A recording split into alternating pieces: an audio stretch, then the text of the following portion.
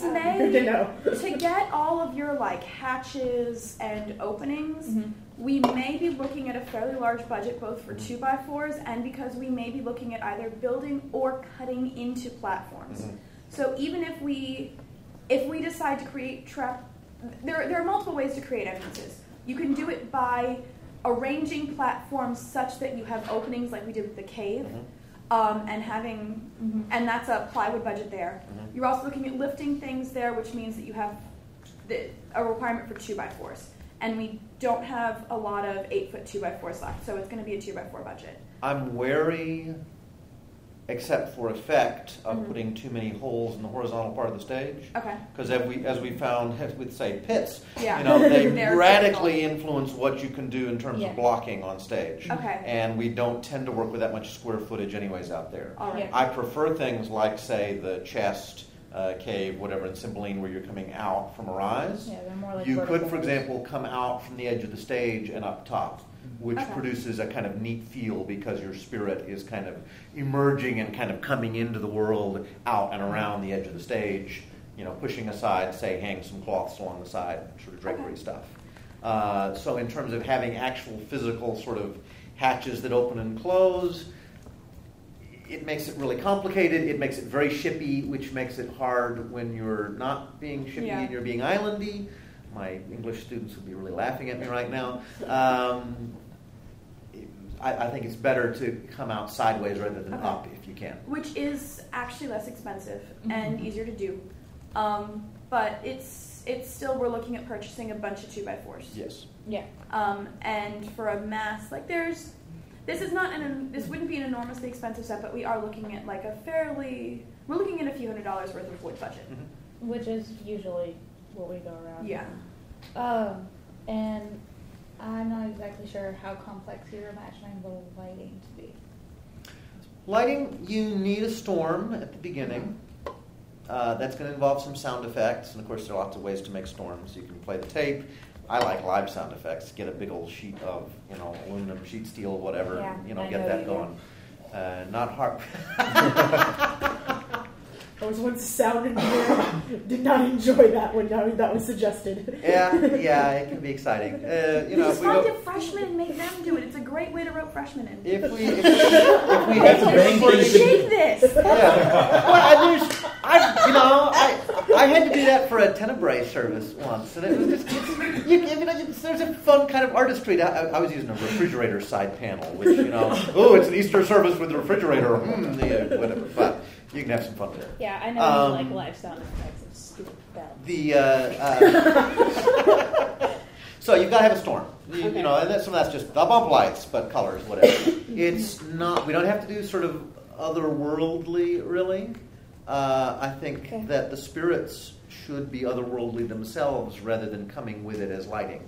Okay. So essentially, you've got kind of ship and storm. You've got island.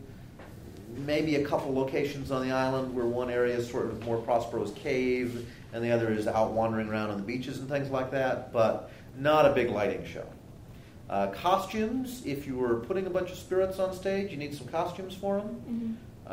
My thought is going for sort of formless in terms of sort of robe, cassock, what have you, hang sort of strips of stuff to sort of disguise the shape some, hang sort of gauze pieces down the front so that actors can see out but people can't see in very well. But if you do things like Prospero putting faces on the spirits, you sort of move those aside and see that. Maybe Ariel gets, say, a neutral mask. You pick those up from Southern Importer, that sort of thing, white blank sort of thing, because he, she, it has been around just long enough that, okay, I'll make a human face for you, but I'm not going to put a lot of effort into it. Play with that. There are other ways of doing spirits, but I think they shouldn't look like, it's the stagehands come to help out. It should look like things that are capable of becoming kind of human-like, but aren't necessarily that way to start with. And I'm not talking prosthetics and fancy stuff. I'm just talking using drapery, long pieces, etc., to smudge the human outline somewhat. Okay. We'll need to find a costume designer who can sew if we do this. Yeah.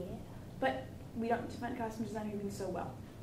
Yeah, that doesn't Well, exactly if the require spirits look a little funky, that's good, you know? Yeah, that First doesn't we need a require good producer. sewing. I'm That not- just requires. It requires, I can find the on button to a sewing machine. And I'm going to get another sewing machine where you press and go. That's good. I like that. Simplicity is a bitch. It has so many problems with the thread tension. Bailey, you got a question? How long do you see this running? Yeah. You know, it's not a hugely long play.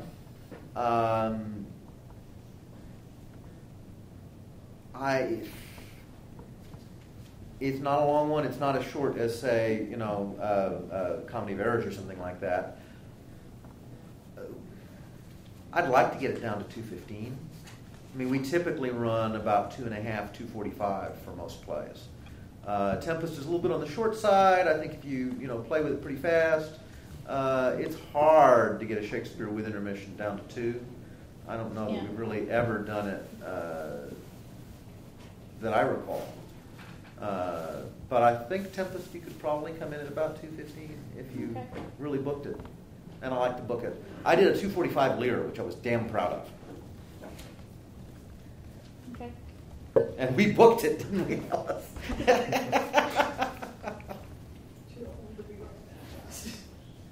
And how many spirits and mariners and other like relatively small parts? Sure. Mariners, a lot of it is sort of yelling from backstage. You only really see the bosun and the master of the ship. You can throw them in sort of running around on the deck. Of course, if you turn the lights off enough with sort of, and it's chaotic enough with just the people you've got. I wouldn't mind having mariners and spirits crosscast. I think probably you don't want more than about 3 or 4 dedicated spirits. More than that, it gets really crowded really fast on stage. If you can't do the effect with 3 or 4 people, you're not trying hard enough. This is not a High School Musical. Right. So that cuts down on the number of costumes there. Again, there are some possible. For example, the bosun and the master pretty much only show up in the first scene and the last scene. Well, that's a nice potential for either giving a small part for somebody who really wants to do Baker Shake but is totally pressed for time, or mix that in with some other stuff and let them come in for the rest of the play as a spirit. I love having that sort of flexibility. When we did Winter's Tale in '97, we cast one guy as every single servant in the play, basically. And he had that fantastic guy, he would sort of come in with this thing around his shoulders when he was the jailer. He'd come running in as the sort of old messenger later on in the play. He would come with this just manic energy. Zane, the man of 1,000 faces. And he had a great time with it. I mean, it was good because we hardly had anybody audition that year. Winter's Tale, what the hell was that? So he had a great time with it. He had the time to do, and it ended up with a part that felt as big as some of the other people on stage there.